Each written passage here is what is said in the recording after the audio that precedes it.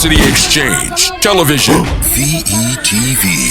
Hosted by none other than Brilliance. Why you so sad, ho? Why you so sad? I got cash all day. These bitches mad, hoes sad all day. Hollywood Spryte, aka Brilliant. Yo, it's your dog Hollywood Spryte, aka Spryte Official, aka Brilliance. Y'all now tuned into VETV, you know what I'm saying? And today we got a special guest in the building. Man, we got the one and the only 7-8 Sports TV in the building, man. What up, 7-8? What's happening with it, bro? How you doing? I ain't doing too much, man. How you living? Wonderful, man. Feeling good, man. Life is good. Right, man. So let's get to it, man. I've been waiting to get you on the show, and like I said, shout out to Black for plugging me in. Yes, sir. Shout out to my boy Black. All right, man. We're gonna get to it, man. Who is 7-8? Where you from, and how was life growing up? You know what I'm saying? Get the people, some background about your family structure, upbringing and childhood, if you can.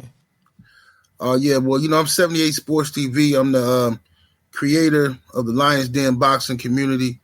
You know what I mean? I'm a man of many different walks of life. You know what I mean?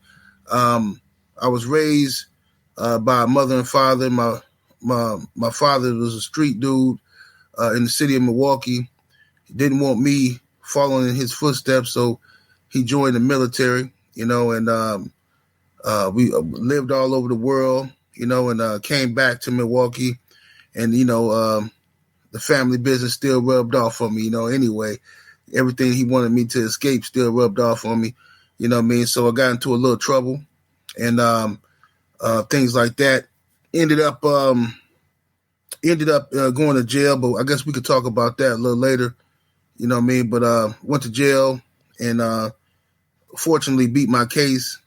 And when I came out, I discovered YouTube.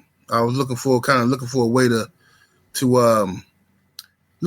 to connect with my people, connect with Black people all over the world. People told me about YouTube. I came on there, and the rest is history. You know what I mean? Right. I heard you say you lived on many places. What's some of the places you lived? Your father was on the military, right? Yes, sir. Yeah, I lived in California. We lived in California for a little while. We lived in Germany, you know what I mean? Overseas, lived in New York, and in Milwaukee. Came back. I was born in Milwaukee, but we came back to Milwaukee, you know what I mean? Okay, what was that like in Germany? Wow, man, it was beautiful, man. It was like right. Germany was like it was a different look, man. It was like it's like ancient, like old fashioned and shit. You know what I mean? It's like getting into a time machine or some shit compared to America. Right. You know what I'm saying? The streets, even the way the streets is made and shit like that. Like somebody just placed bricks in the street and it's amazing, really, man. It's like, especially them small German villages and shit like that. Man, the food is good as hell. The people, for the most part, is cool. They be real curious and shit like that, but. It was real peaceful. You know what I'm saying? Real peaceful in Germany. Yeah, I wouldn't have never guessed. I met a chick. She do a lot of art, hip hop art on Instagram a few years back. You know what I'm saying? She do portraits, and that's what she was telling me, man. She said Germany was like that, and she was like, I never thought that they really, rock with Black people like that. But she said, man, Black people get a lot of love over there.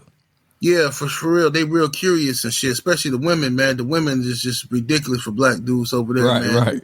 They want Black babies and shit, you know what I'm saying? They be, if you in Germany, you see a lot of mixed children, you know what I'm saying? A lot of mixed women too. So like them Black soldiers go over there and see the love they get and they stay. They be like, fuck this. Or they finish their tour and then come back to Germany, you know what I mean? Right. Because of the chicks over there be just going crazy for Black dudes, you know what I'm saying? So, I was a kid and shit, they was sizing me up, you know what I mean? Trying to, old lady, it was a girl. It was a chick who, when I lived in the German part of town, because they got like American bases and shit too. Uh-huh. So before we lived on the American base, I lived on the German side of town, and it was like this one mixed girl, and I thought, she Black. I'm trying to talk to her, but she speak German. Right. So it was kind of awkward and shit. But her grandmother was taking care of her, her grandmother used to invite me in the house and, give me cookies and shit. You don't really know the words, but you can kind of get the vibe of what they mean. Right. So I go in the house, man, this old lady showing me her titties and shit, man. Yeah, they was on some other type of shit over there. Right, man. So what was that? Cali, what age were you when y'all moved to Cali? In Cali, I was about 8 years old. We moved there when I was about 8 and left when I was about, I want to say 12. Okay. So did you get to see any of the, I guess, gang culture in Cali, or what location were y'all at? Did that affect y'all? Yeah, it did absolutely affect us. Because I was familiar with the gang culture in Milwaukee. Okay. Even as a kid, we knew gang culture because you got older cousins and stuff like that that's repping this and repping that. So, Milwaukee is a real strong Chicago influence. You know what I mean? So we got GDs and Vice Lords, Folk Nation, People Nation gangs. They run under the 5-point star, run under the 6-point star.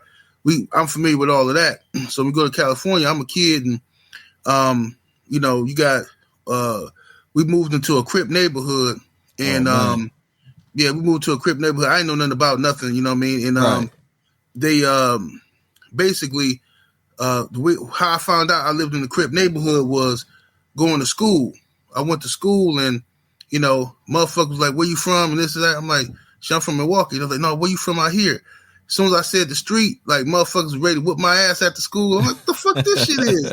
Right. So, so I end up gang banging based off of, circumstances, just where you live at.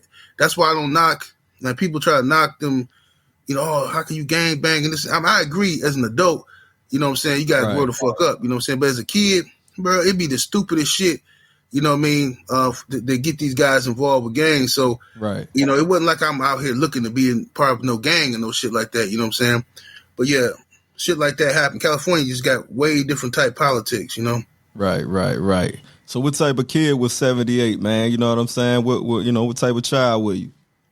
I was a good kid. I was sneaky though. You know what I'm saying? Right. I was a good kid. I know how to act real good around my parents and shit. But, and I had a lot more, experience than my peers. Like I had a lot more experience in adult shit, than a lot of my friends did. So I was more mature, and I was able to, advance faster than a lot of my peers were in the streets. You know what I'm saying? Because I hung around a lot of older cousins and older, people. If I'm 10 years old, I was hanging with dudes that was 16, 17. Right. And by the time I was 16, 17, I was hanging with people that was in their late 20s, and so on and so forth. So that's how it was for me, But I was a good kid, man. I just, I was smart enough to stay out of trouble. I would hear certain shit from my father. He would tell me certain shit. It would penetrate.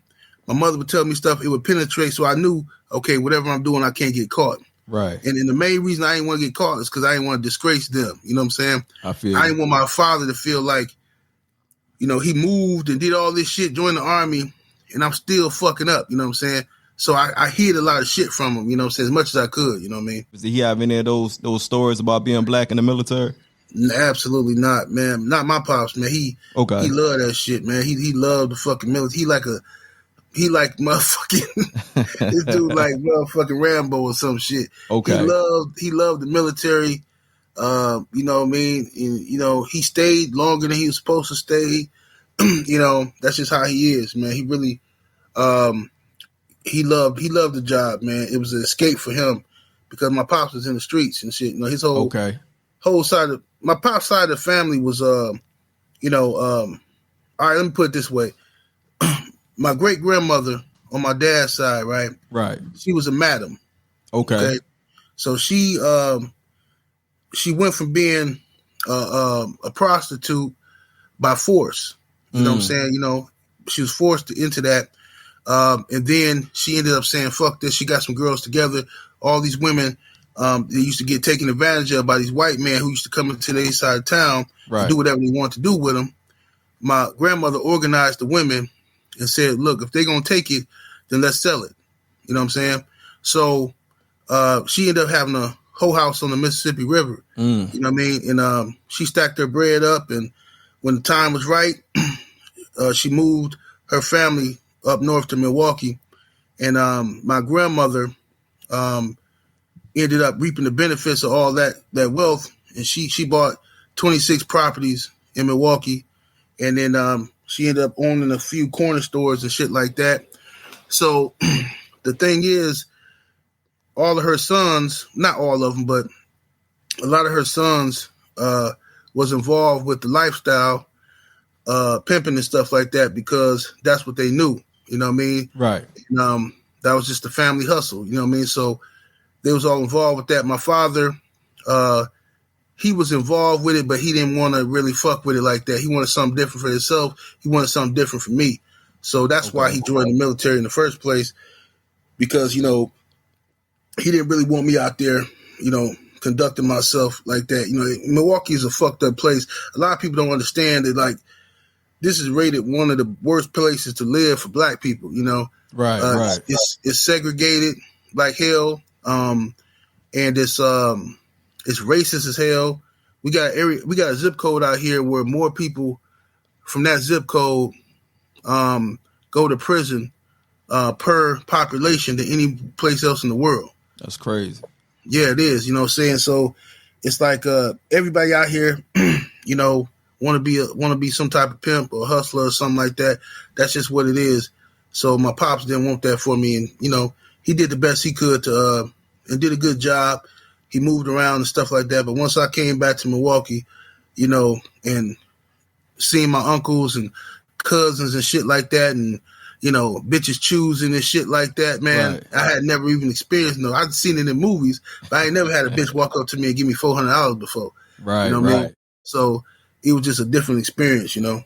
Yeah, man. Like I said, man, I ain't know nothing about Milwaukee, man. You know, where I'm from, Milwaukee never really crossed that radar. You know what I mean? But right. I met a few chicks from Milwaukee, and the crazy thing was, you know, they told me it was like that. It was like it's pimping and a lot of slanging and banging. You know what I'm saying?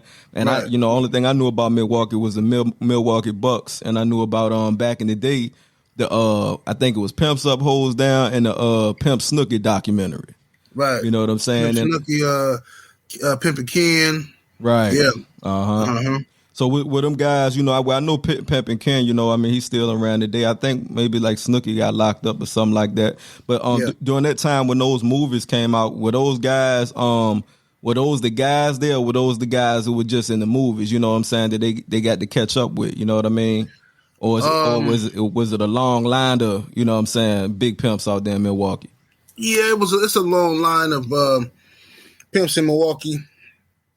My uncles to be, you know, for some of them. Right. And then you had, you know, Ken and Snooki was the most popular because they were on the HBO show. Right, right. And Jerry Springer and stuff like that. And then Ken made some good connections with rappers. He got into the hip-hop field and stuff like that, was doing features for rappers and stuff. So they were the most famous. But there was a lot of them. It still is a lot of pimps in Milwaukee that's, you know, doing their thing, that's legends, you know what I'm saying? And, right. You know, Pimp Snooki get a bad rap. A lot of people talk bad about Pimp Snooki and stuff like that, but, you know, it's based off of that documentary and stuff like that. But Pimp Snooki did a lot for the city. Like he paid a lot of motherfuckers bail money and shit like that, and, right. You know, pay for lawyers and shit for people. All that shit just go unnoticed, you know what I'm saying? So can you shed some light on some of the programs you offer on your Patreon for the youth? You know what I'm saying? How old do they have to be to partake in those courses? Okay, well, on the Patreon, what I do is this. You know, I think you got to be 18 or older to sign up on the Patreon. But on Patreon, what I do is brothers and sisters send in questions, and I answer the questions to the best of my ability from my life experience. And it's like a big brother program, really, because many brothers and sisters have hit me up and say, man, I wish I had known this 3 years ago, man. Like, man, you know, like I had a father, but, you know, he didn't tell me none of this shit, you know what I'm saying? Right. Blah, blah, blah. Like, I didn't know how to deal with women in this situation. Oh, I didn't know I didn't know this about credit. You know what I mean? Right. You know what I mean? I could have saved myself $20,000 if I'd known this and that. So what we do is we give life lessons, manhood training, preparing brothers for adulthood. Right. You know what I mean? It don't matter how old you are, because it's a lot of people that's in their 30s and still making childish decisions. You know what I mean? And still not understanding where they should be and what they should be doing in life. Right. You know what I mean? So what I do on my Patreon is basically answer relationship questions and business questions, financial, whatever help they need. If I got the knowledge, I'll talk about it. If I don't have the knowledge, I direct them to somebody who do got it. Right. Okay. So and you got your own business since 2012, right? Oh yeah, I ain't worked jobs since 2012, man. Okay. So can you let our brothers and sisters know how important it is and the freedom that you have by owning your own business? You know what I mean? Oh man. Well, first of all, I used to work. I believed in like the American dream. Okay. You know what I'm saying? I seen my father get up and go to work every day, even when he was sick, when he was in pain, his back was hurting. I saw him get up and go to work, and I thought that is what a man is. That's the measurement of a man. Right. And I'm gonna be the same way. And I tried to do that. You know what I mean? But when society didn't allow me to do that, when I would get laid off for stupid shit. They don't like my attitude, or I'm the type of person that, when there's an issue, I need to discuss it. We need to talk about it. I'm going to confront the issue. I'm not going to keep my mouth shut and talk about you behind your back. Right. Let's address it. Let's communicate so we can, it won't be no awkward situation. So people talk their shit, but I really do that. So at these jobs, when something ain't going right, or the employees is unhappy about something, I don't like the way the boss spoke to me or something, right, I privately go talk to him and G-check him, you know what I'm saying? And just say, hey, listen, I understand you are in a position of authority over me, but you're never going to speak to me like that again without, me slapping the shit out of you. Right, you know what I mean? right. Yeah, I'm in the same boat. Right. And that will always get me fired. You know what I mean? So as a black man in America, it's only so many times you got to go home and tell your wife you ain't got no job. You tell your woman, she trying to rock with you. She wants to support you, but she also needs you to be a man to be able to bring home the bacon. Right. So, it was a struggle for me because I kept getting laid off, and my wife is, she trying to work doubles and shit, and it was making me feel like straight shit. Like, man, what the fuck? You got to see your woman tired going to work and shit. You know what I mean? Right. So, and at this time, I had already left the streets. You know what I mean? I had stopped doing certain shit in the streets. So I decided, you know what? Fuck it, man. It is what it is. I got to do what I got to do. And I'm going to do what I know how to do, because I got to win by any means necessary. So I'm not saying that nobody else should do this the way I did it. But what I had to do was I made a phone call. Some of my old connects. And I said, look, man, look, just send me what you can send me, front me something. And I got fronted 20 pounds of weed. Right. Some of the best California bud. They fronted it to me, and they said, look, just bring me back 20,000. I said, that's it? Right. You know what I mean? So it was on the pop, and after that, I was selling pounds for $2,000. You know what I'm saying? Sold pounds for $2,000. I gave the connect him 1,000. I kept 1,000. So I was beating out the prices and competition all over the city at that time. Okay. So I was selling that shit within, 2-3 days. It was all gone. So then they'll send me some more. So after I saved up a certain amount of money, I said, you know what? Fuck it. Man, it's getting a little, it was getting a little hot. A lot of young boys and shit was, trying to set me up and shit like that. But I had enough money saved up to where I made a phone call to my cousin. I got a cousin that's a millionaire in the real estate. Okay. And he the only one in my family who continued what my grandmother started with the real estate. So okay. I called him and said, hey, cuz, look, man, I need to get some property, man. I want to learn the game. And he thought I was bullshit. He said, man, come on, bro. Don't waste my time, man. You still out there. You finna be on some bullshit. I said, nah, cuz, for real. Like, I'm done with that shit. He said, man, if you really done, then meet me. He gave me an address. He said, meet me here tomorrow morning or whatever. So I go up there, I holler at him. He seen I was serious.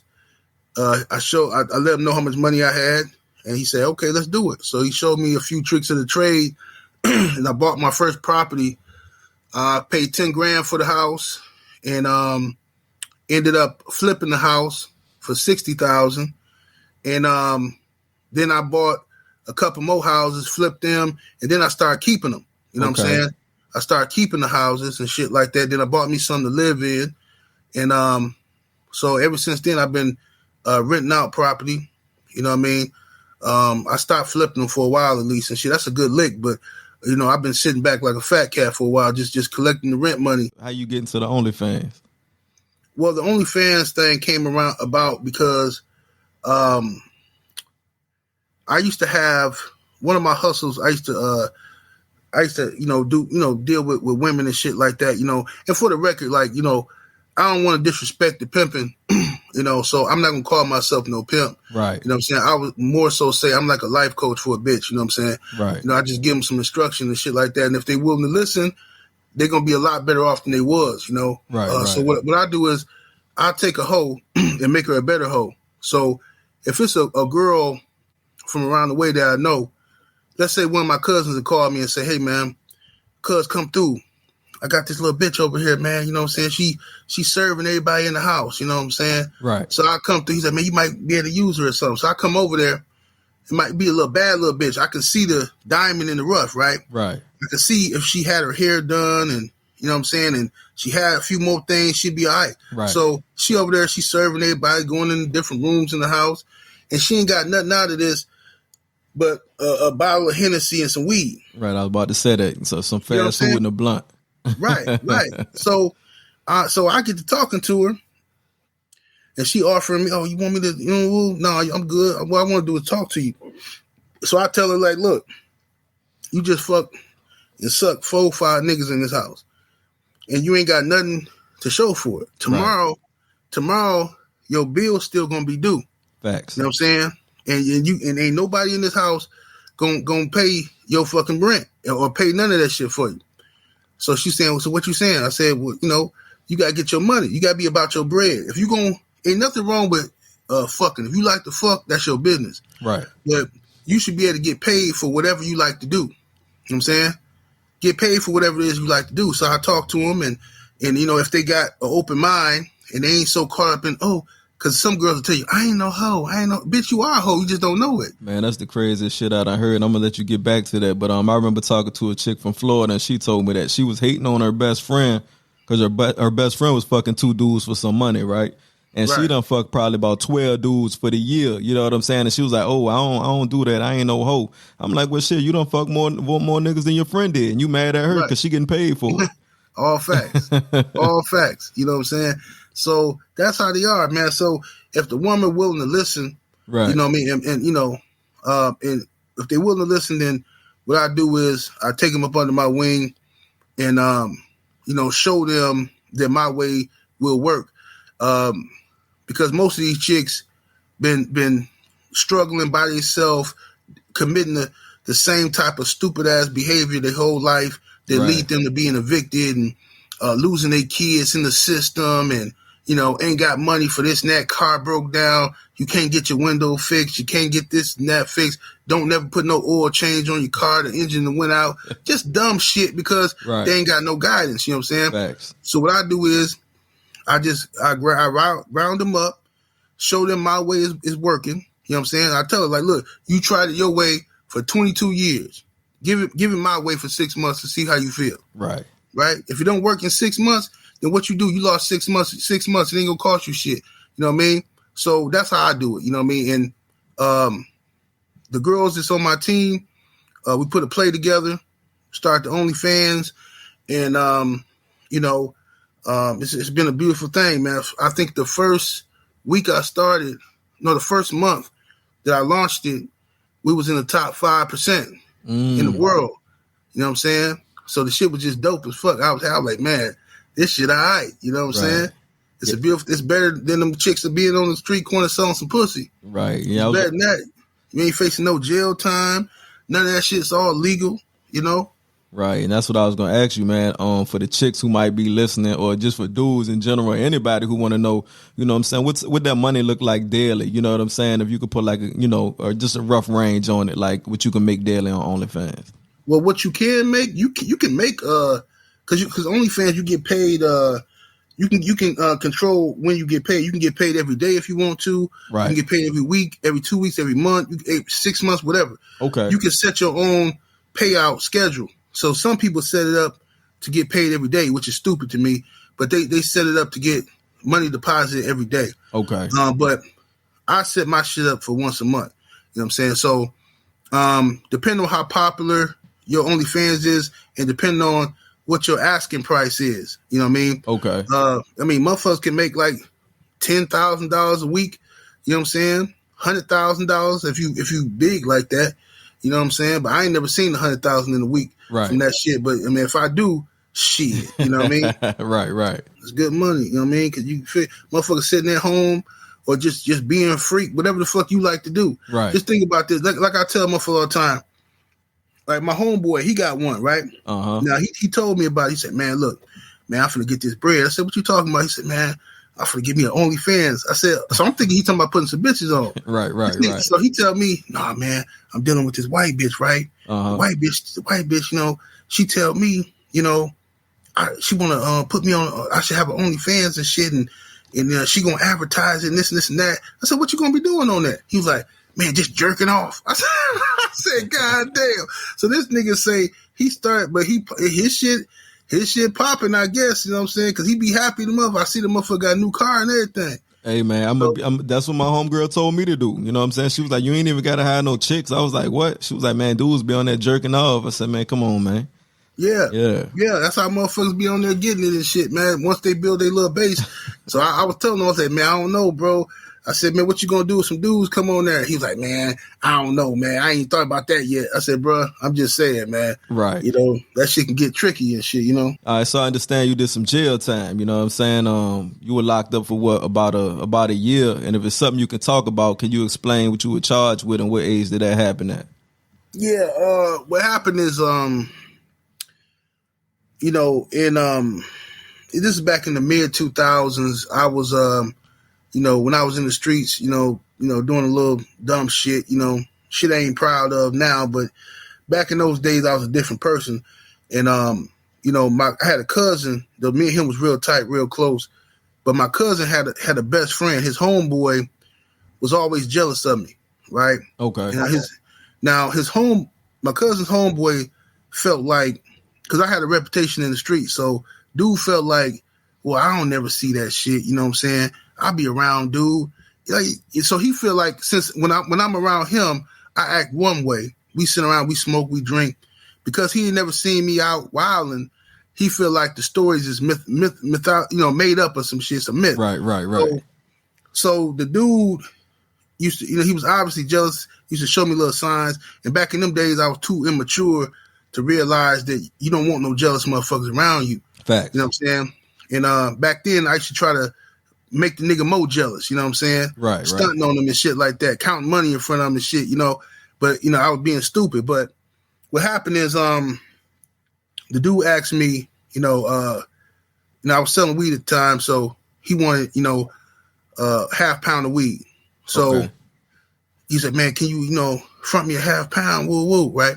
So I didn't want to do it, but I'm like, man, you know what? You know, it's my cousin guy. I know where the cat stay at. You know, he ain't gonna try nothing stupid. Gave him a half pound. He sold that shit within a day. So he must have already had like a buyer. Okay. You know what I'm saying? So he come back and was like, hey man, shit, I got the money. And let me go and get a pound, right? Right. So this the hustle. This the play. You know what I'm saying? So I give him the pound and dude decide he ain't gonna pay me. You know what I'm saying? So I've been looking for this cat for like, you know what I'm saying, a good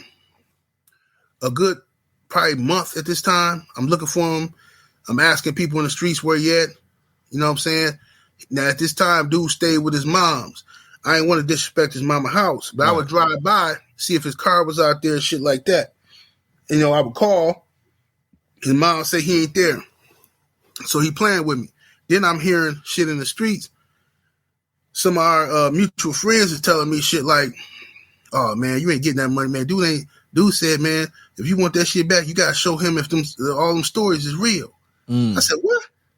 So he talking this greed. So now I already know in my mind, okay, all right, dude, I don't know why he playing with me like this, but whatever. Right. So I couldn't find him for a while. And then one of my homeboys called me and said, "Hey man, you know, this motherfucker down here at the casino, you know what I'm saying? He got spending big money too." Right? Right. So what I did was, you know, I rolled down there. Me and one of my homies rolled down there. We pull up on him. He at the motherfucking blackjack table. And he see me, and the face he made when he seen me, he saw a ghost.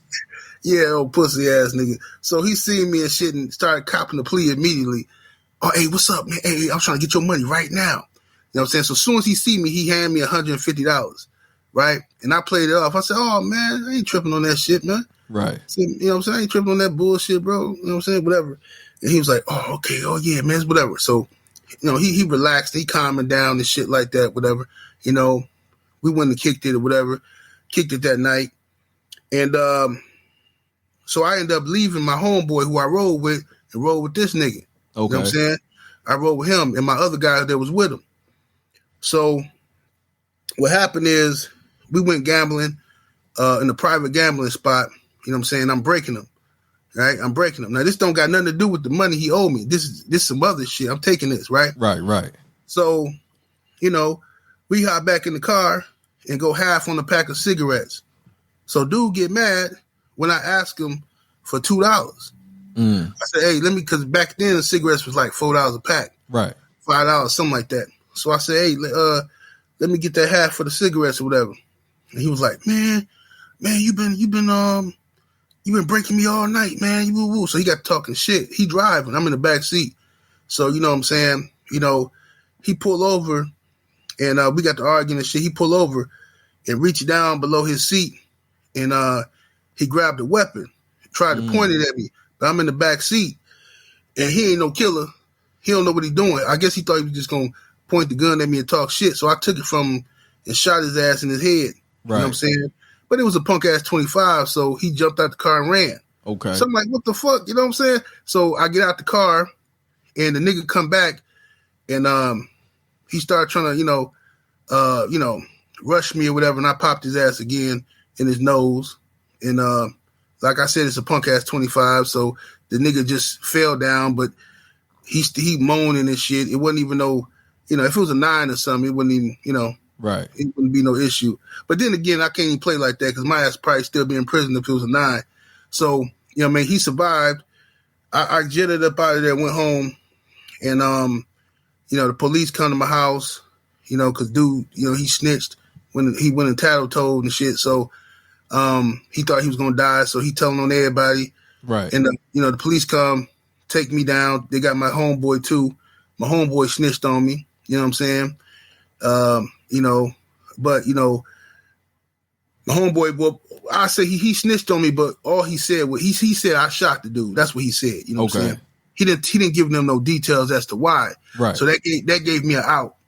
So I didn't tell the police shit. I just told them like I want to see a lawyer, whatever. You know what I'm saying? So they set me in Milwaukee County Jail, and I sat in there for about 3 days, and then they had to not drop the charges, but they didn't officially charge me. 72 hours, I was out of there. So I'm like, damn. I'm like, shit, this is sweet, right? So I leave, and I'm thinking everything good, but at the same time, I had a weed case because when they came to my house, they found 3 weed plants that I should have just gave that shit to my homeboy, but being stupid, I wasn't thinking clearly because I had just shot a motherfucker. Right. So they came to my house, they get the weed plants, so now I got the shooting charges and I got the weed charge. So when I get out, I think they gave me a PR bond for the weed, right? In the other case, the shooting case, they didn't officially charge me because the so-called victim had conflicting statements to the police. So they didn't know what exactly to do. Right. So they gave me a court date and they was hoping I was going to not show up. So they gave me a court date that was like 2 months away. And I guess they thought I was going to skip town or something, but I showed up to court, right? Right. So it's for the weed. So when I show up to the court for the weed case, they arrest me right then and there and officially charge me with first degree attempted intentional homicide and first degree armed robbery and first degree reckless injury while armed. Right. So they charged me with all that bullshit and they locked me up in the county. And I went back in that motherfucking dudes was like, nigga, you just got out. Man, what the fuck, bro? You just here? I was like, man, that's some bullshit. Right. So I'm in this motherfucker chilling and they asked me that I want a speedy trial. My lawyer said, you want us to push for a speedy trial? I said, nah, man, because dude fucked up. He got a fucking hole in his nose, a hole in his head, and he walking around with a fucking neck brace, acting like he all super fucked up. Right. I'm like, nah, let's just stretch this shit out. He's like, you sure you could be in here for a while? I said, man, I don't give a fuck, man. I'm trying to beat this shit. You know what I'm saying? Right. So I sat in there for a year until the trial date came around. You know what I'm saying? I was scared of the motherfucker. You know what I'm saying? I'm like, man, this is crazy. Because I'm seeing dudes around me getting banked. Right. You know what I'm saying? Most of these dudes took pleas. And they took pleas because they didn't have money for a lawyer. Right. They had like what you call it, motherfuckers? Them court appointments, yeah. So, them motherfuckers work for them. They work for the other people, Right. So they just trying to get the case to end as quickly as possible. So I'm seeing dudes take pleas and shit, and they coming back getting 35 years, 30 years, 25 years and shit. I'm like, man, fuck, I'm not taking no plea. Right. Like, fuck that. I'm fighting this shit. Like, I'm going all the way. So while I was in there, I formed my defense, you know what I'm saying, which was self-defense. But all these niggas in there telling me, nah, man, Wisconsin ain't got no self-defense law. You ain't gonna be able to do that. I'm like, nigga, it's self-defense everywhere, nigga. What the fuck is you saying? They're like, but that's them stupid ass rumors. Right. So I'm like, bro, it's self-defense everywhere, man. It's like, nah, man, not in Wisconsin. Ain't no self-defense law, bro. You ain't gonna be able to get that off. So I'm basically like, okay, this motherfucking DA, whoever they got, he ain't gonna be able to tell this story better than me. Because I was there. So I don't give a fuck what he talking about. I formed my case, my defense. I pointed out, I had my discovery. I pointed out every contradiction that this dude had, the so-called victim had. And we went, I gave it to my lawyer. We went over it briefly the day before the trial. And my lawyer went up in there and he did his motherfucking thing. You know what I'm saying? He got dude on the stand, took his story and poked out all the holes, Swiss cheese his ass, you know what I'm saying? So, right. Because, the dude got up in court. His problem was he got up in court trying to put dubs on the shit, talking about I was whooping his ass. And then, he told the police he was whooping my ass. And then I pulled a gun out and shot him. That's what he told the police. Oh, that's crazy. But then once he come down from his little, ego tripping, he tell the police that, it wasn't no fight. I just shot him. So the police like, well, what the fuck? Like, which one of these stories is true? So we use that shit to our advantage in court. Right. You know what I mean? And, and plus he was a stupid ass nigga. He ain't never, you know what I'm saying? Like I say, I ain't trying to be an asshole or nothing, but like I say, remember I told you earlier, I was always smarter than a lot of people, right. My peers, because I grew up with my father in the military, 2-parent household, and being around different cultures and shit. I knew how to go to court and represent myself and how to talk. This dude didn't. He on the court, he on the stand talking stupid. Yeah, no, fuck that, ooh, all that goofy shit. Mm-hmm. Man, look here.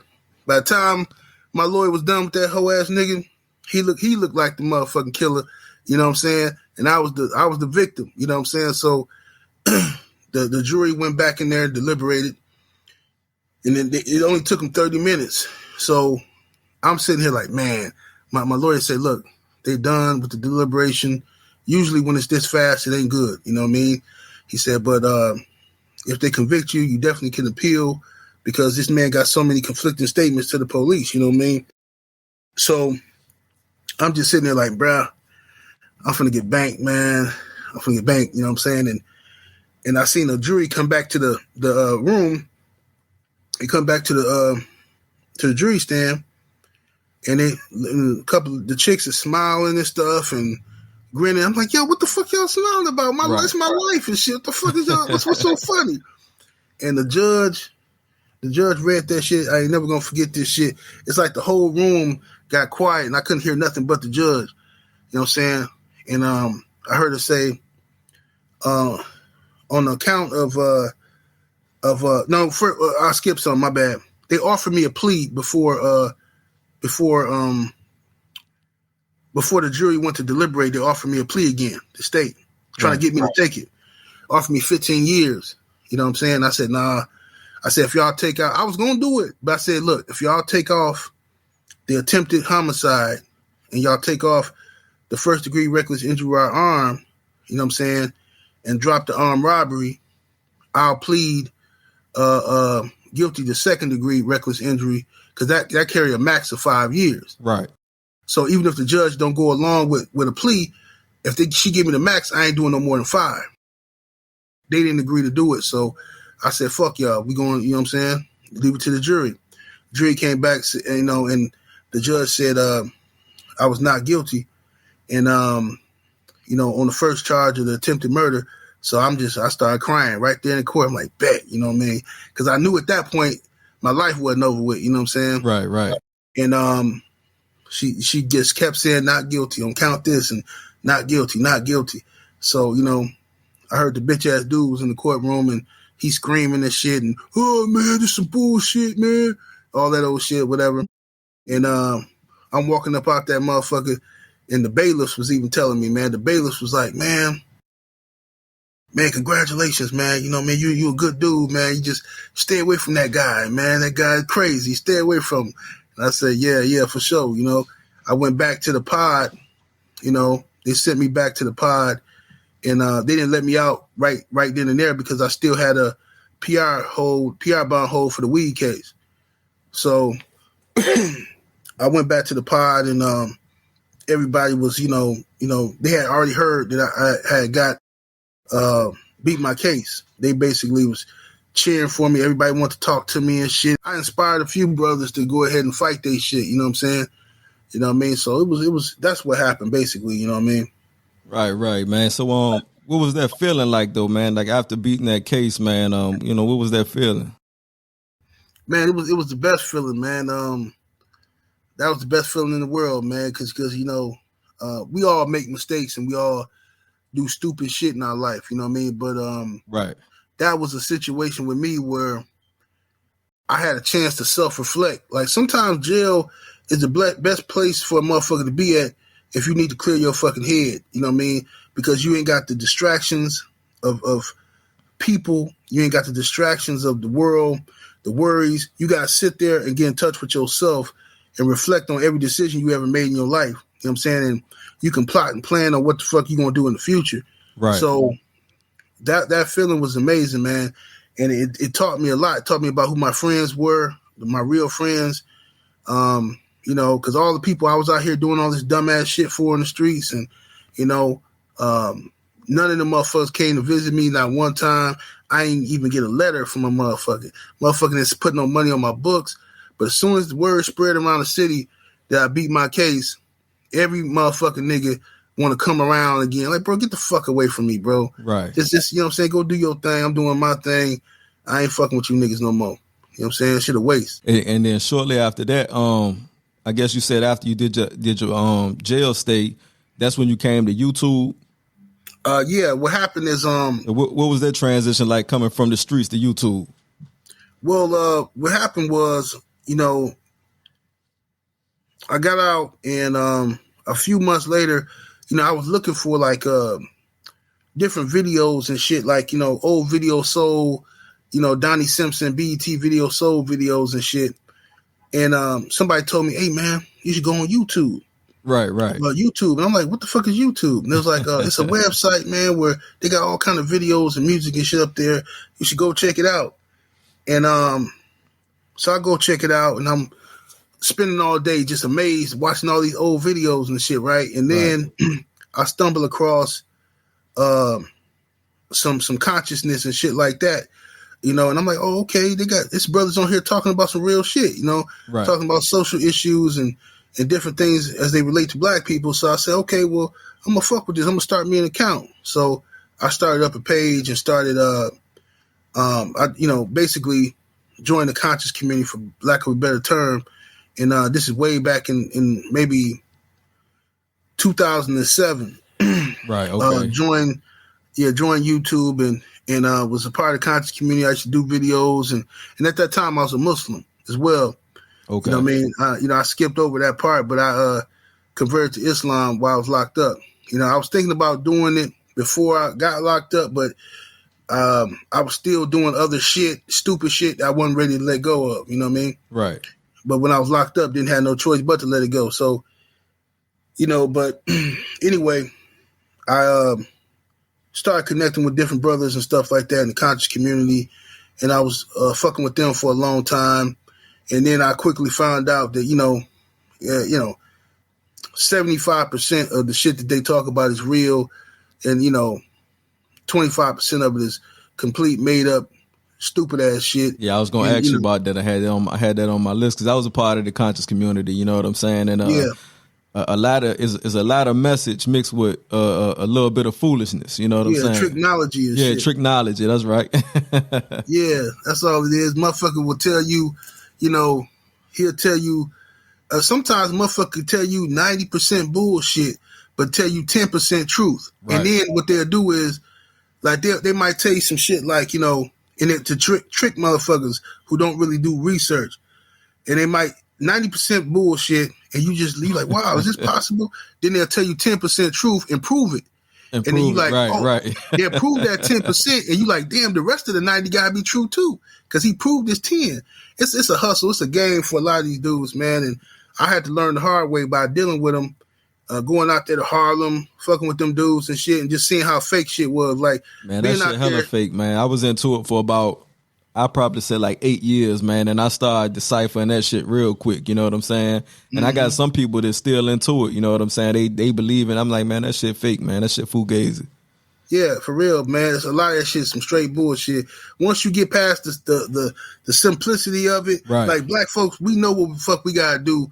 We know what our issue is, right? But once you start distracting me with fucking ancient this and fucking what religion is right for us, bro, I ain't got time for all them distractions, bro. Yeah. How we gonna eat today? You know what I'm saying? That's right. How we gonna build for the future? I'm tired of all these ancient biblical Kemet and the laws of my yacht and all that. Yeah, I'm tired of all that shit because that shit is just a distraction. It ain't gonna help you today. Right. So, I had to learn from being around them, being out there in Harlem and shaking these dudes' hands and hugging them and what's up, brother? And then when you leave, go home, motherfuckers on YouTube talking shit about you like it's the WWE or something. Right. Oh yeah, man, we chased them niggas out of New York. Yeah. I'm like, what the fuck is this shit? This shit. Okay, that's when I learned this shit fake. This ain't real. Right, man. There's more drama in the community, especially nowadays, man. Everybody on that beef, and I'm like, how you in a conscious community is supposed to be for peace, a place of peace and knowledge. And everybody on there beefing, man, I got beef with this nigga. When I see this nigga, I'm this. I'm like, bro, you know what I'm saying? What part of the information is that? You know what I'm saying? Exactly. Yeah, what's the difference between you and the gangbanger? It ain't no difference, right? And then and most of them dudes got gang affiliations to keep it a buck. You know what I'm saying? A lot of them dudes got gang affiliation. Yeah, they fucking each other wives and all kind of shit. Right. Niggas want to come on YouTube talking about Will Smith or something. And these niggas running around here doing the same shit low key. Just don't nobody know their business. Exactly. Hey man, if you want to, and for those who don't know, man, you got a huge channel. About how many subscribers do you have currently? You know what I'm saying on your channel? Oh man, I got 80. I think I just hit 81,000 subscribers. I should have a lot more than that, but YouTube been putting the royal fuck to me. You know what I'm saying, for years. They didn't kind of shadow ban my channel. You know what I mean? Because I used to talk about a lot of conscious stuff and different shit, and they kind of fucked me out of the algorithm. You know what I mean? Yeah, but that happened to my I lost my IG last year due to that shit, man. I had a nice following on IG, about 6,000 people, And you know what I'm Right. saying, posting that conscious community shit don't get you nowhere. Yeah. They're gonna just fuck you all in the game. You gotta put that shit on a whole nother platform if you're gonna do it. Right. You know what I mean? But yeah, 78 Sports TV on YouTube. It's 81,000 subscribers over there now. Okay, and then so how long you been in the because you went to the conscious community and then you joined the boxing community, right? Right. Okay, how long were you into boxing? Well, I've been a boxing fan my whole life. I grew up, you know what I'm saying, around three things, man: pimping, boxing, and dogs. You know what I'm saying? Right. Is what I grew up around. Those are my strongest influences as a child. You know what I'm saying? I guess you could say martial arts too. Any type of combat fighting. Okay. But like, my pops was a hardcore boxing fan. Like hardcore. He sit down, you know, whenever there's a fight on, the whole family got to sit down and watch boxing. You know what I'm saying? My mom, pops, you know what I mean? We all sit down. That was like a family. Whenever I think of boxing, I think of family. You know what I'm saying? Right. So, because it just remind me of times when I was a kid. That's what, like, we sit down together and enjoy boxing. So yeah, that's what it was back in the day. Definitely. Yeah, absolutely. So that's what my pops got me into it, and you know, so when I left the conscious community, I was already looking around on YouTube because I got bored with them niggas, and I was already looking around, looking up different boxing matches. And I started seeing this guys on YouTube actually talking about doing reviews of the fights. Right. You know what I'm saying? And talking about past fights. I said, oh, this shit is okay. I like this. So I can do this. You know what I'm saying? This is shit I can do without all the fucking stress of the dumb shit. So right. I went on and created another account and started talking boxing in 2011 on YouTube, and it was a good successful channel. It was 78 Fight News, okay. And it was a success. It was a successful channel. I think I got about I think that first channel had about 10,000 subscribers. Back when 10,000 subscribers was like 1 million. You know what I'm saying? That was heavy. Yeah, so that shit was like it was crazy. But then that channel got shut down because I started talking that conscious shit on there. You know what I'm saying? Talking that shit. I'm getting mad, getting frustrated with racism and stuff because the boxing community racist as fuck too. Oh, that's a fact. You know what I mean? So I started, talking, sharing information. They ended up shutting the fucking channel down. I had to come back with a reboot. So I came back with 78 Fight News 365, and YouTube fucked me out of that channel. They wouldn't let me monetize it. So I started 78 Sports TV, and I said, man, this is the last time I'm finna start a motherfucking boxing channel. Right. Fuck, if they fuck with this one, man, fuck this shit. So I started 78 Sports TV, and it's been my most successful channel since I've ever been on YouTube. I got people on this channel. I started this one in 2013, but I got people subscribed to me who've been following me all the way from the conscious community. You know what I'm saying? Right. They left when I left. You know what I'm saying? And they've been fucking with me shit from 2007. Right. So I'm gonna ask you a question, man. I asked CC the same question last week, man. Who's 78's top 5 boxers all time? All time. Yeah. Man, you know what? All time, Muhammad Ali. You talking about my favorite or the best ever? Or man, well, let's do it. Well, let's do it like this, man. Give me your favorite 5 and give me the best ever. The top 5. Okay. All right, my favorite, I would say Muhammad Ali, Mike Tyson, Deontay Wilder. I would say Roy Jones Jr. Okay. And 5th person, I'm gonna say, you know what? Fuck it. I say Floyd. I say Floyd. You know what I'm saying? Even though I got my issues with Floyd, I ain't gonna sit here and act like I didn't enjoy that nigga fights. Right. Floyd, you know what I'm saying? Floyd, you just knew I won so much money with Floyd. It's ridiculous. You know what I'm saying? Right. Yeah, I got some questions for you about Floyd. Yeah, no doubt. And I say the top 5 greatest of all time: Ali, Sugar Ray Robinson, Henry Armstrong, Jack Johnson, and I would say, Yeah, I think I would put Joe Louis in there. Okay. Who you give me your top trainers, 2 or 3 trainers. One anything, 1, 2 or 3 trainers. Top trainers. We was talking about this a little bit earlier. I said Emmanuel Stewart, Eddie Futch, and I would say Lou Duva. I would go with those 3. Okay. All right, so right now in boxing, man, who has who got a lot of upside? Who do you see as the future champion and why? It can be any weight class, you know what I'm saying, the division, but who you got your eyes on right now? Oh man, I'm a big Devin Haney fan, you know what I'm saying? He's a WBC champion right now at 135. I'm a big fan of him and looking forward to what he got so much potential to be even greater than what he is, you know what I'm saying? He can prove so much, and he only 23, I think, you know what I'm saying? Right. So he got he ain't even in his prime yet, you know what I mean? And he finna fight for Undisputed against George Kambosos over in Australia, so I'll be looking forward to that. Most definitely. But yeah, Devin Haney for sure. I think he has the skills and still getting better, and he has the youth and the drive, the mentality to be an all-time great. Okay. So you already mentioned Floyd, but my question was gonna be, what's your thoughts on Floyd as a boxer, and what's your thoughts on Mayweather Promotions across the board? You know, what do they do great, and what could they work on? You know what I'm saying?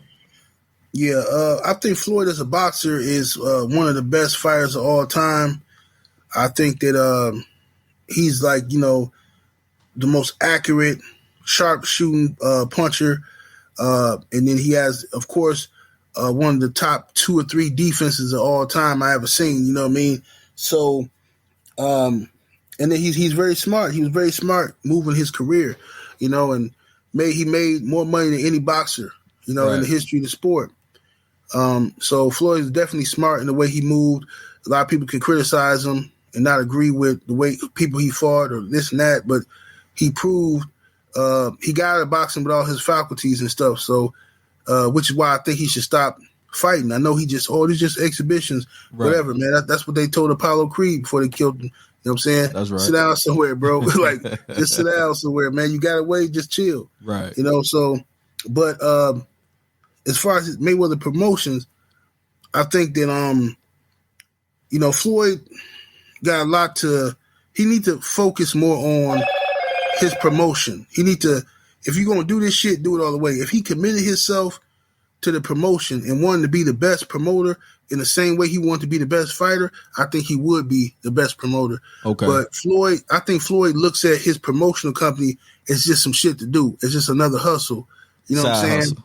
Yeah, side hustle, and he's not totally committed to it. So would you suggest fighters being a part of the money team or going elsewhere? Man, honestly, I couldn't recommend no fighters go over there, because everybody that I've spoken to or heard of that's over there have had some type of fallout or issue with Floyd Mayweather. You know what I'm saying? They've had some type of, even guys, you see Floyd with these guys and you like, oh, okay, yeah, I mean, they real tight, Floyd looking out for him. And then 2 years later, these dudes are somewhere off and, they got some fucked up stories about Floyd, you know what I mean? Right. Oh, man, Floyd, he threw me out of my crib, and, oh, man, he took my car, man, and he this and that because I missed a meeting, and he threw me out, and Floyd, Floyd tried to fuck my baby mama, and all kind of fucked up ass stories you hear about this shit. And Floyd, one of them dudes where, and I got an uncle just like this. Floyd, one of them dudes that act like, I put it this way. I got an uncle who will do shit like this. He'll say, oh man, nephew, yeah, I had to go over there and by such and such house, somebody else in the family had to go by such and such house, man, and had to help him out, you know what I mean, and take him grocery shopping. I went on to put, 200 in his hand too, you know what I'm saying? Right. Just, man, you know what I'm saying? I don't know what's wrong with that nigga, man. That nigga, he moved like a bum ass nigga, man. He just a bum ass nigga. But yet, when you was doing this shit for him, he thought you was showing him love. You was genuine. Right. But you over here talking about him behind his back to me. Right. You know what I'm saying? And that's the type of dude Floyd is. Floyd will do shit for people accept all that praise. Oh man, thank you, Floyd, man. You the realest nigga in the world, man. Thank you, man. You saved my life, Floyd. And then Floyd to go back and tell somebody else, yeah, man, you know, since nigga 40 years old, man, nigga still asking me for shit, man. I just went and throw him 50,000, man. Like, that ain't shit to me. You know what I'm saying? I just threw the nigga 50,000, man. Get your life together, man. Right. You know, that's the type of shit he do. And dudes hear about it and it break their heart, man. You know what I'm saying? Yeah, well, nigga, I'm just trying to help a nigga get on his feet. You know what I'm saying? Right. So, correct me if I'm wrong, but you created the Ldbc, and that's the largest online black boxing community, right? Absolutely. Absolutely. Okay. You know what I'm saying? So for the people, can you explain what does Ldbc stand for and why did you start that organization?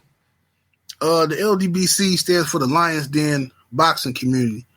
And I started the Lions Den Boxing Community as a way for black fans, not just black fans, but for black fans in general, to come together and support boxing, support our fighters, because I got tired of hearing this narrative from these promoters and these boxing bigwigs. They would always say shit like black fighters don't sell.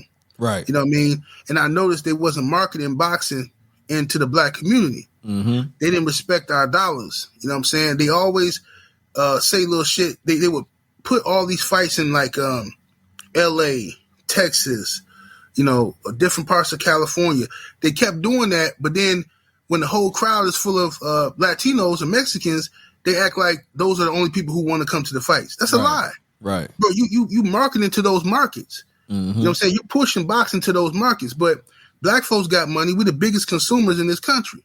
Facts. So if you market to us and let us know you want our support, we'll support it.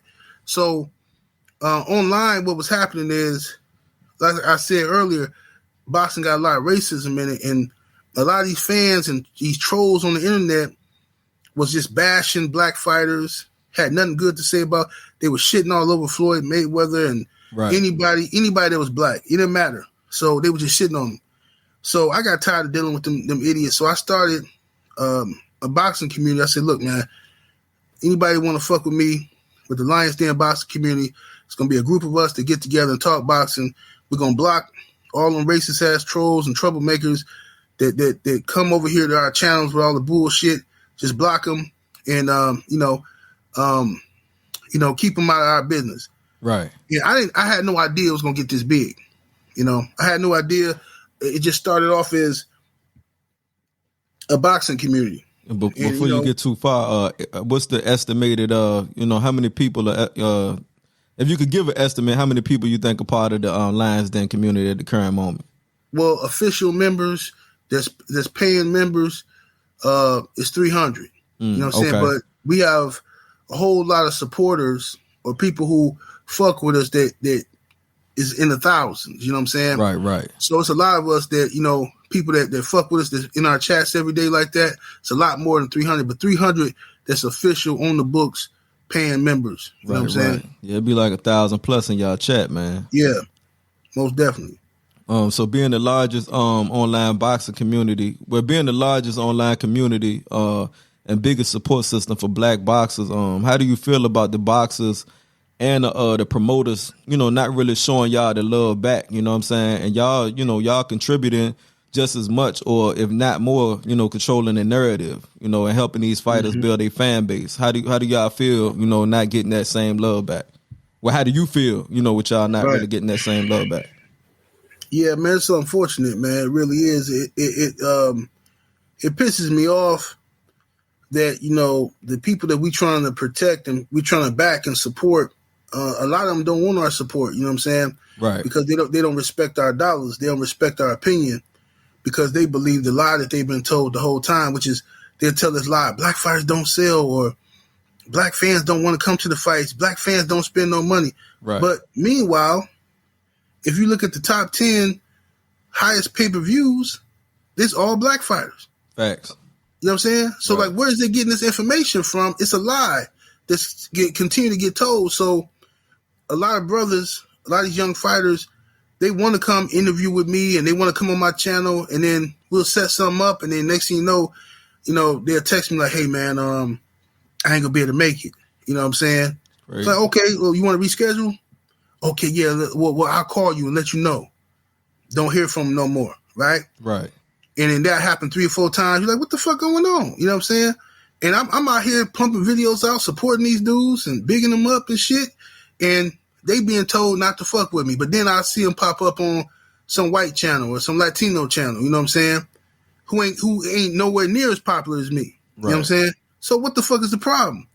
You know what I mean? They think I'm gonna bring some controversy to them or some old stupid ass shit like that, you know? Right. But the interesting thing is when they fall on their ass, you know what I'm saying? When them companies get done using and abusing them, that's when they come around here, you know what I'm saying, trying to suck their way back in the deuce, if you know what I'm saying. Right. Fuck them.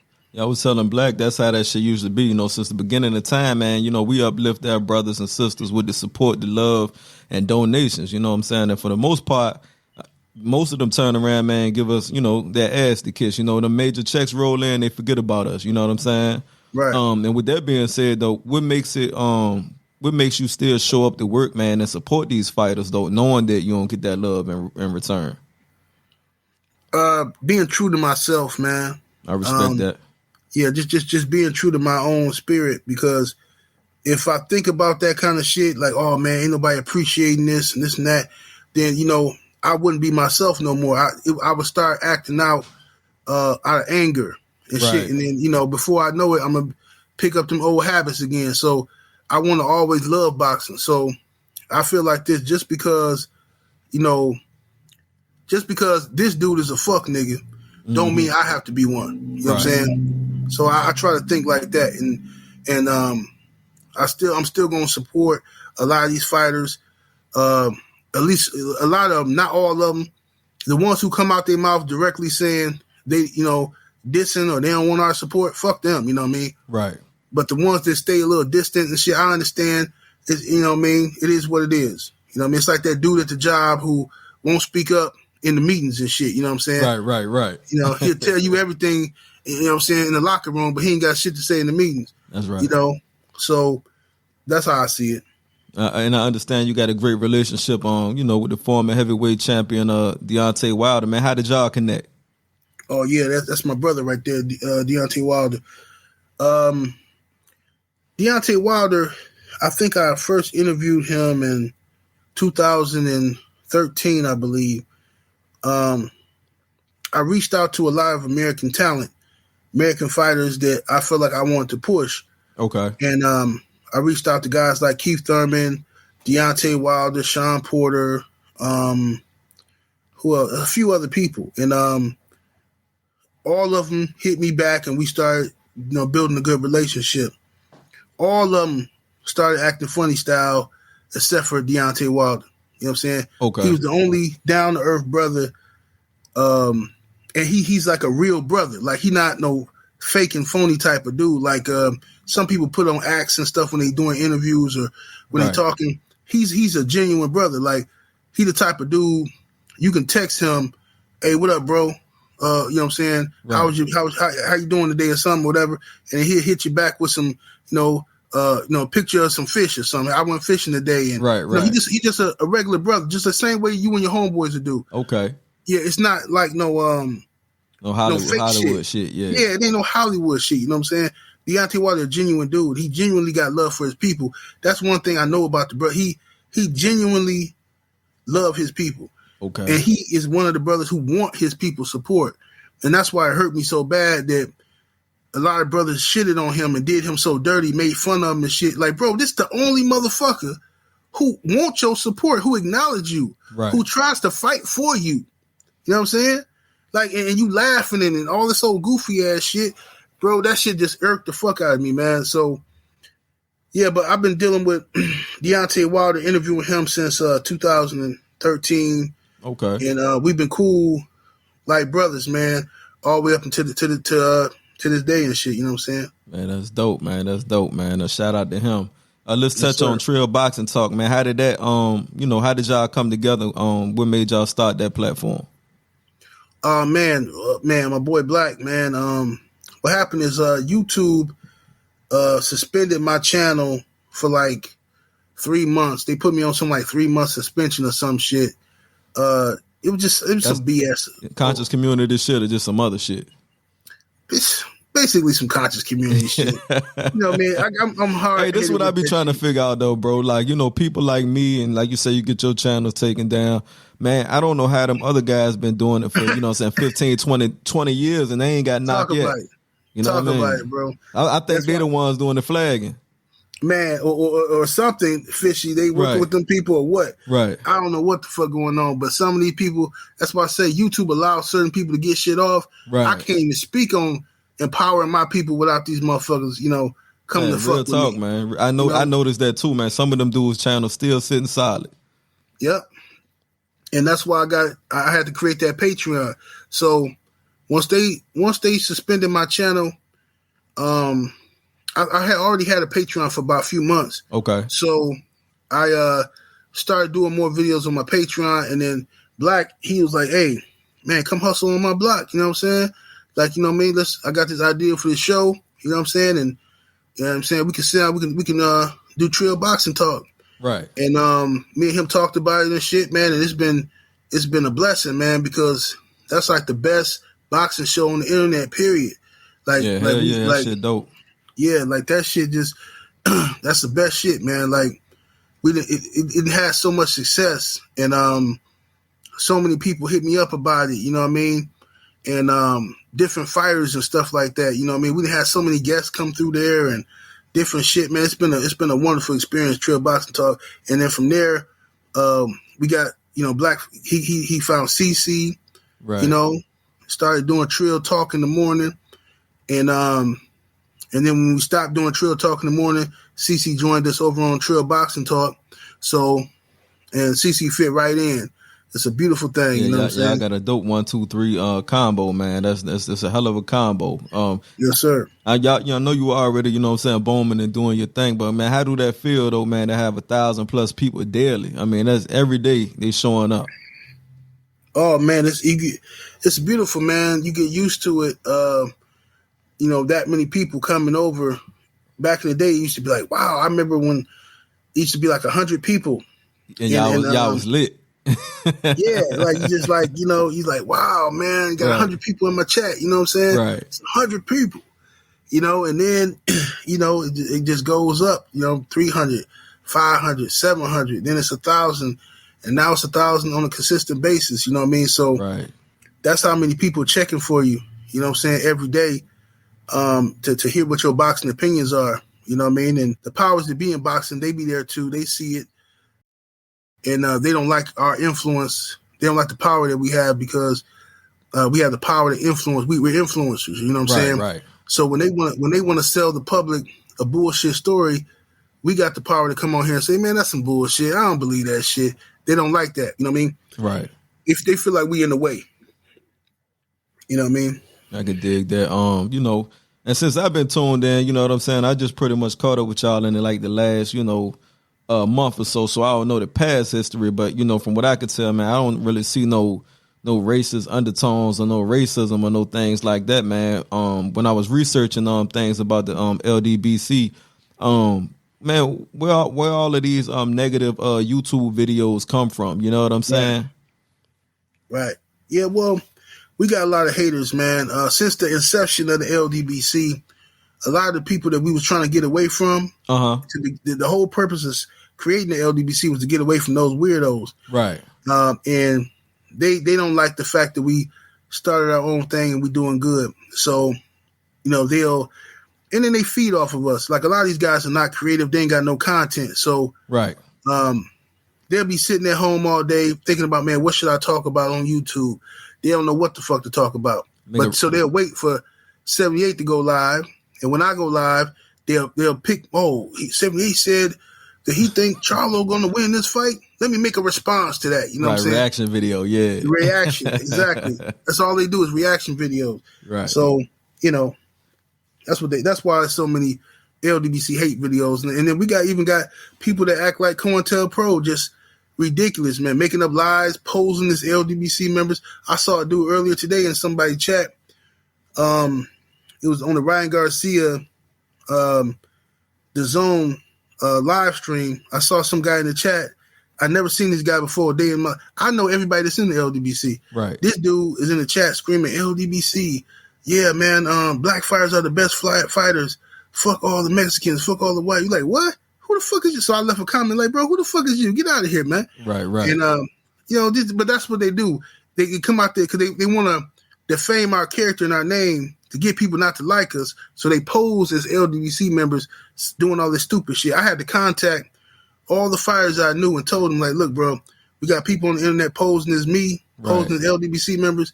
If you hear some weird shit that don't sound right, please call me. Don't believe that that's me or that's the LDBC. Yeah, we had caught wind of it when you had Black went live with Banky Pound, man, and it was somebody in the chat, impersonating you, talking crazy in the chat. Wow. Yeah, it was crazy. I'll send you the link later. But yeah, somebody was talking real crazy on there. But you had just donated, so I told Banky, I said, bro, the man ain't gonna donate no money then talk crazy. But yeah, somebody came up, popped your picture up and everything. Oh yeah, hating ass motherfuckers. That's what they do, man. Yeah. And I had to tell him because I just found out about it. I didn't know that you could do that on YouTube, but you can, you know what I'm saying? Right. Yeah, it's some wild shit, man. But yeah, I seen you the jump, but it was wild, man. All right, man, let's get to the love of these dogs, man. This is something I know absolutely nothing about, so this is a teachable moment.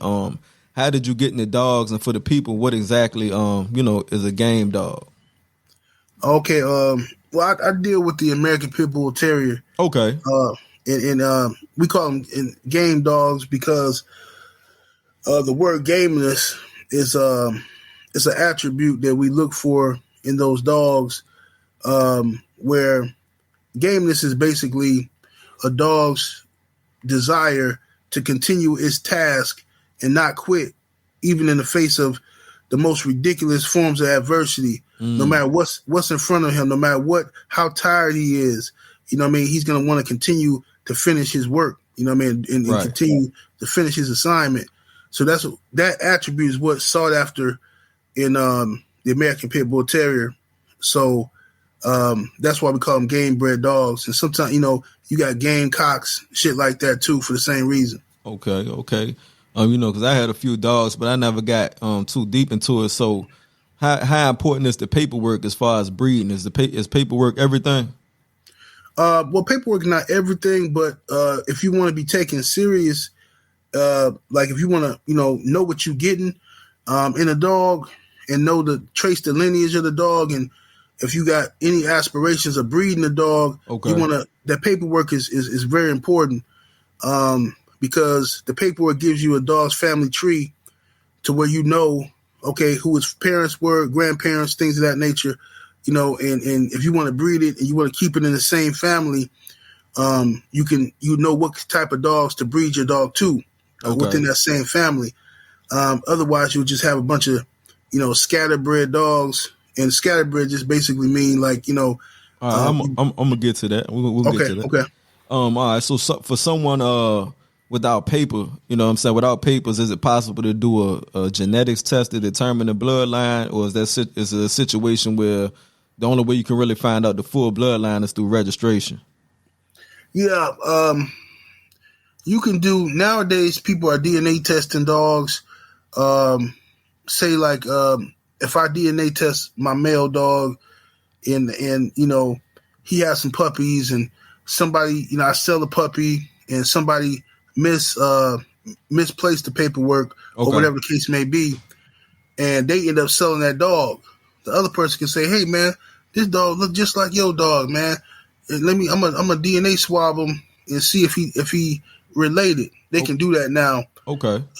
They can do that now. You know what I'm saying? But you have to have some type of base to start at to know what you're going to be looking for. But you can't just take your dog into the vet and say, "Hey, can you tell me what bloodline my pit bull come from?" Oh, it ain't like Ancestry.com. Nah, absolutely not. Inbreeding is, basically if you're going to take a father to his daughter, or a son to his mother, you know what I'm saying? Because you're trying to preserve a certain blood that just say the father might be getting old, he ain't got that many more breeds in him or something, or whatever reason. Maybe you just like the daughter and the father. You bringing them together, and that's an inbreeding. Okay. What was your question, brother? Scatterbred and line breeding. Yeah, scatterbred would be if you Well, first let me break down line breeding because that's connected to inbreeding. Okay. Line breeding would be like, okay, if I take my male, breed him to a female, all right, and then take one of those puppies, all right, breed that puppy to my male's brother. Okay. So that's like line breeding is you're breeding along the lines of a specific dog. It could be or a family of dogs. Okay. So a family is more like uncles can be involved, aunts can be involved. You know, it's not just father to daughter or mother to son. It could be uncles, aunts, you know, all within that family. That's more so what line breeding is. Okay. Most of all my dogs is part of the same family except one. Okay. And scatterbred is Scatterbred is basically a dog. He could be a purebred dog, purebred pit bull, but if you look at his paperwork and there was no method to the madness, he's not a part of any line of dogs. He might have 5 or 6 different lines within him. I see what you're saying. Okay.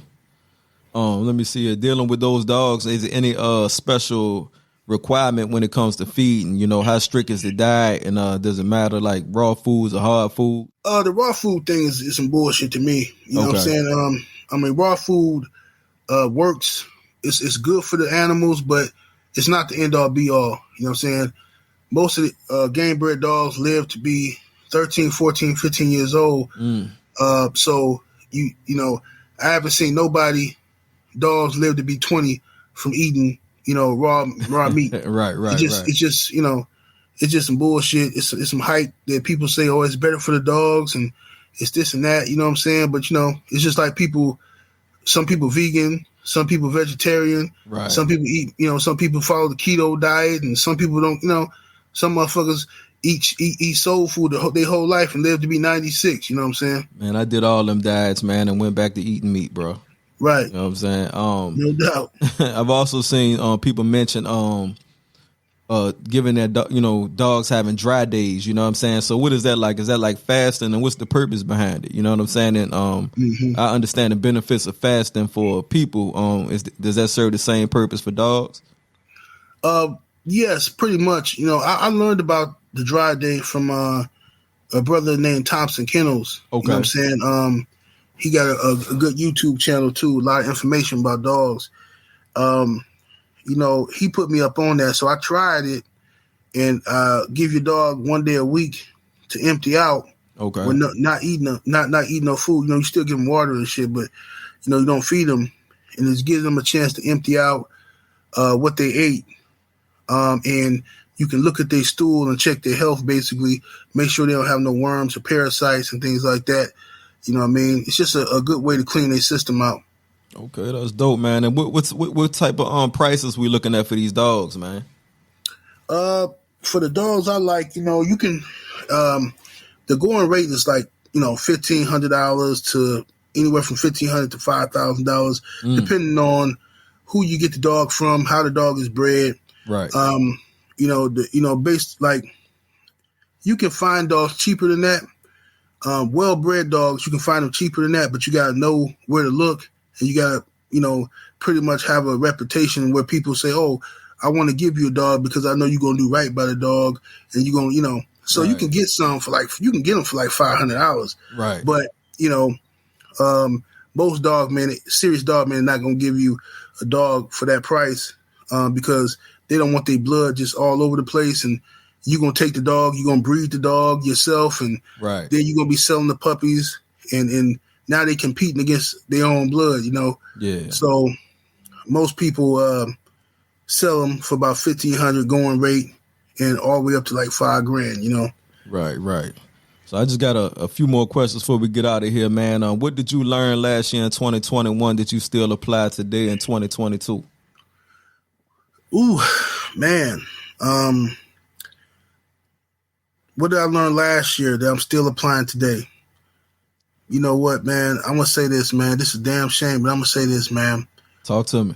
This is something that I knew, but I really didn't apply until last year. Okay. Which was stop letting people use me. You know what I mean? I had a bad habit because I got a big heart, man. Like, and you know, you want to help motherfuckers. If I got it, you got it. You know what I'm saying? Yeah. But a lot of people don't appreciate that, and I start seeing people basically treating me like a mark. You know what I'm saying? Motherfuckers like, you know, don't pay they rent and shit, but then because they figure I'm gonna give it to them. You know? Yeah. They call me. Bro. I've been you there. know, just call me like, hey, cuz man, I'm in a bind right now, man. And, you know, my girl tripping on me and shit, man. I fucked up the money, man. You know, and I'm like, man, why you fuck up the money, bro? Why, man, you gotta, and they sit there, man, I know, cuz, man, I know, man.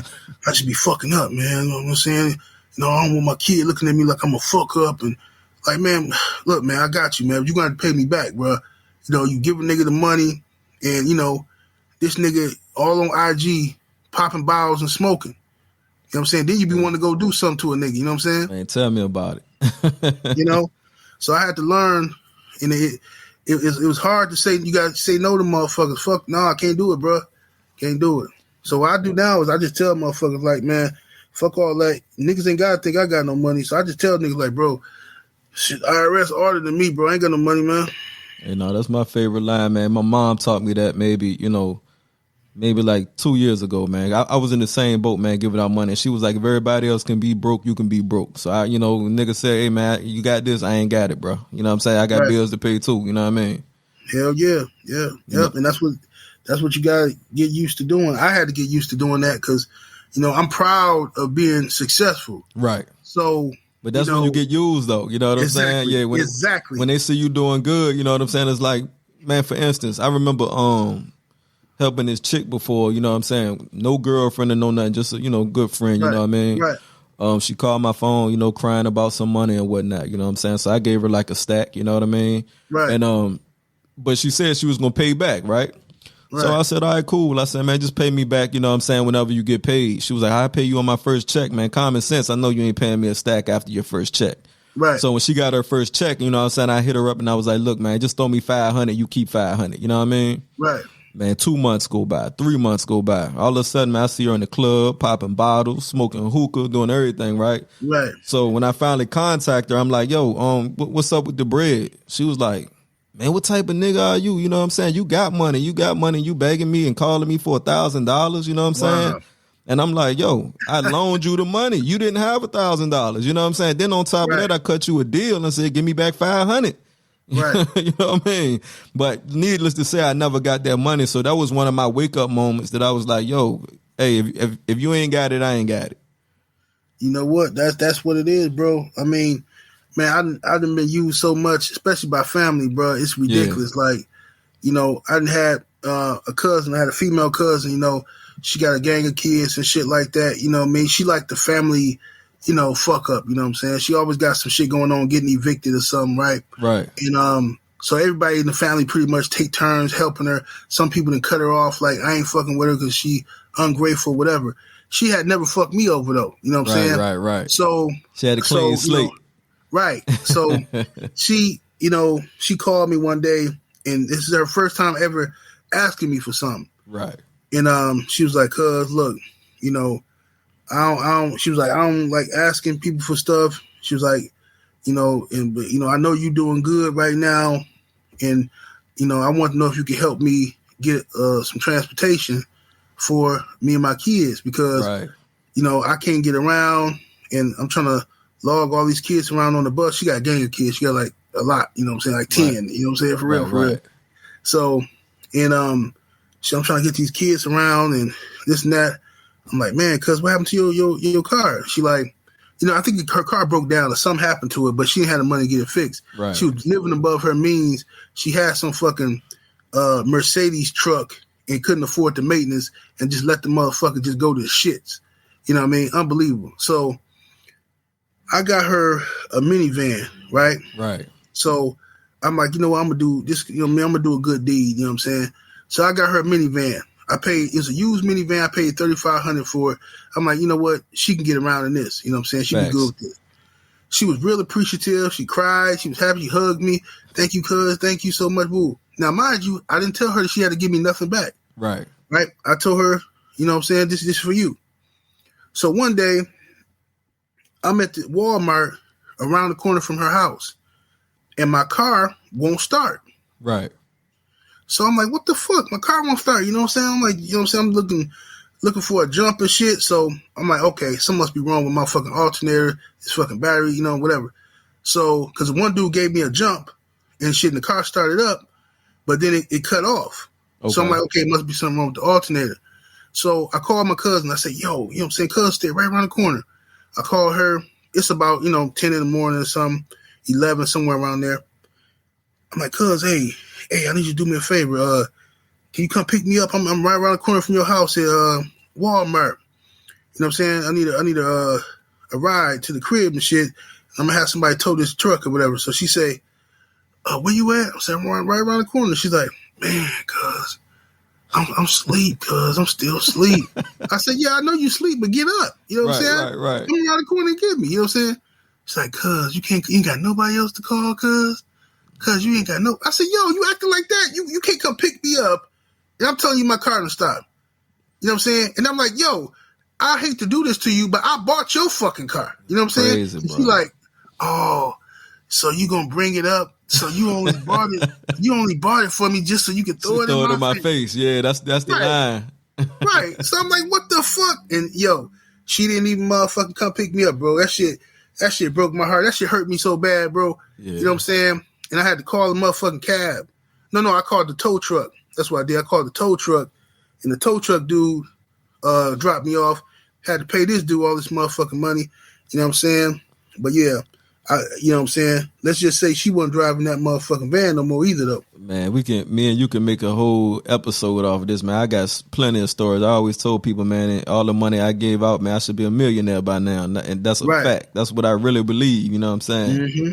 But man, let's get into it. We about to get ready to get up out of here. Marriage life, man, and fatherhood. You know what I'm saying? How long have you been married? And, what does marriage mean to 78, man? And how does it feel to be a father of 3, man? Man, I love being married. You know, I believe in marriage. I grew up seeing it. You know what I'm saying? Like, my parents was married. They ended up getting divorced later, but I grew up in that environment where, 2-parent household, and I always want my kids to grow up in that environment too. I just feel like that's the best. You giving the child the best chance of learning and family structure and preparing them for the world. Right. And and it's good for a child to see how mother and father interact if it's a positive interaction. Right. It's good for a child to see that so they learn how to conduct themselves in their relationship. And but yeah, I love being married, man. I met my wife in 1995, you know what I'm saying? Damn. And at a concert and shit, you know what I'm saying? And I tried to holler at her and shit, you know what I'm saying? We kicked it and stuff. We was teenagers. We kicking it and shit, but, we didn't get serious. We didn't officially get serious until like maybe 2001. And then we got married when I got out of jail in 2007. You know what I'm saying? So, it took me a while to marry her because I was just, I was on some hoe ass shit, really, to be honest with you. I was just making excuses up and scared, you know what I'm saying? Scared to get married and, we can't trust these bitches, man. She gonna fuck around and fuck me over. That kind of shit that just be scaring in the back of your mind. And see, I'm hold that thought. See, my mom had taught me something, man. I used to be like that, man. And I had to realize she was like, I used to be like, man, these bitches ain't shit. They do this, they do that. And at the time back in the day, I was a little player with my ass, man. And I would only date married women, or I would only date women who had boyfriends. You know what I'm saying? Because I ain't want to be number one. I wanted to be number 2. You know what I'm saying? I get in where I fit in. But I had to learn that, I was programming myself. You know what I'm saying? My mom was like, well, you going out after those type of chicks. So in my world, that was my reality. You know what I'm saying? But she was like, there's some good women out here. You just going after the women that's already taken. And I was like, damn, you got a point. You know what I mean? So I used to say all women cheat, but that's really not the case. I just dealt with the cheaters. You know what I mean? Yeah, no doubt. And that's how, I was afraid to get married and shit because, I'm like, man, if my fucking parents can break up, you know what I'm saying, then, you know, I don't trust these motherfuckers. But, you know, my wife, she had always been loyal to me, always believed in me and shit like that, always encouraged me. Right. And so when I got out of jail and all my partners was telling me like, yo, man, what's up with you and your girl? Y'all can get married? I'm like, man, why y'all keep asking me that shit? It's like, nigga, you better marry her, bro. Right. Like, bro, when you was locked up, nigga, she was holding it down for you, bro. Like, niggas was trying to holler, niggas was trying to buy up your cars and shit, and she wasn't having none of that shit, bro. She was sweating niggas, making sure niggas came to court and shit.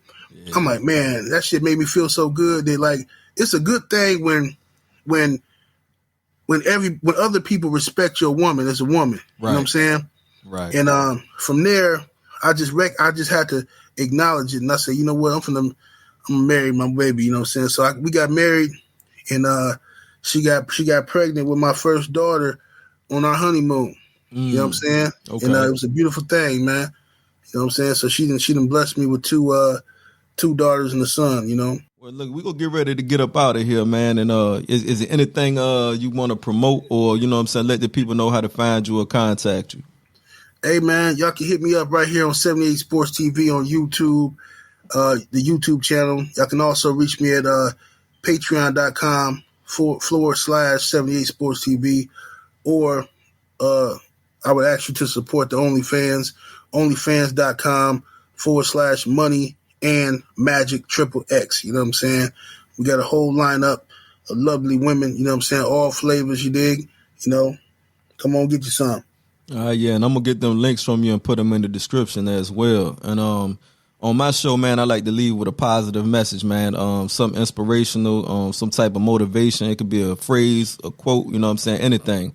But what do you have to say to the people looking for a brighter day who may be going through a rough patch and trying to figure it out? Man, believe in yourself before anything, man. If you believe in yourself, you know, and you're willing to work, this is what I can promise you, man. If you believe in yourself and you're willing to work for whatever the fuck you want, that means getting up in the morning after you brush your teeth. The first thing you do is start on your grind, start on accomplishing your goal. If you're willing to do that shit and put in that work day in and day out, you're gonna be successful. I don't give a fuck what nobody tell you. You're gonna be successful. It's just the laws of fucking nature. You know what I'm saying? It is what it is. But so many people, they get discouraged when they face obstacles. You know what I mean? When they get knocked down a few times, they ready to quit. But that's what life is about. You're going to have to get your ass whooped a couple times, 3, 4, 5, 6 times, and eventually it's going to work. You know what I'm saying? You're going to figure out how to avoid those obstacles and how to overcome them, and you will be successful, man. You know what I mean? That shit worked for me. I've seen it work for others. Some of my homeboys, everybody I fuck with, got something going on. Positive vibes and shit like that. You know what I mean? Right. You know what I mean? Everybody, I got homeboys that own sports bars. You know, I got homeboys that own barbershops, homeboys that own restaurants, and we all black men. And we sit down and bring our kids together, go to the park, go fishing and shit like that. And you just reflect like, bro, a couple years ago, man, we was selling dope, bro. Right. Facts. And now we fathers and we married and we got legit shit going on. Like, this is beautiful. You know what I'm saying? Right, right. And that shit can happen if you want it. You know what I'm saying? If you're willing to work for it, you can have that shit. Yeah, man. Well, look, 7-8, man, I appreciate you, fam, for coming through and blessing the channel, man. And, you know, I want to give a shout out to CC, give a shout out to Black. You know what I'm saying? Like I said, Black plugged me in. But like I said, man, I wish you much, you know what I'm saying, much success on your journey, man, and wish the best for you, homie. Hey, man, I appreciate you so much. Thank you for having me, man. And salute to you, man. I'm digging your style, your interviews, man. I'm loving your channel, man. You know what I mean? Your setup is real nice, man. So I appreciate you. And I'm definitely going to be checking in, man. All right, man. There we have it, man. You know what I'm saying? Y'all know my saying, yesterday's wins, no losses count. If you woke up blessed to be alive, keep pressing forward and strive for a greater tomorrow. You know what I'm saying? This is VETV. You know what I'm saying? I'm Hollywood Spryte, a.k.a. Spryte Official, a.k.a. Brilliance, and we signing out. Peace. Now you know it's the King Kong of two rays. VETV. Veracity Exchange Television.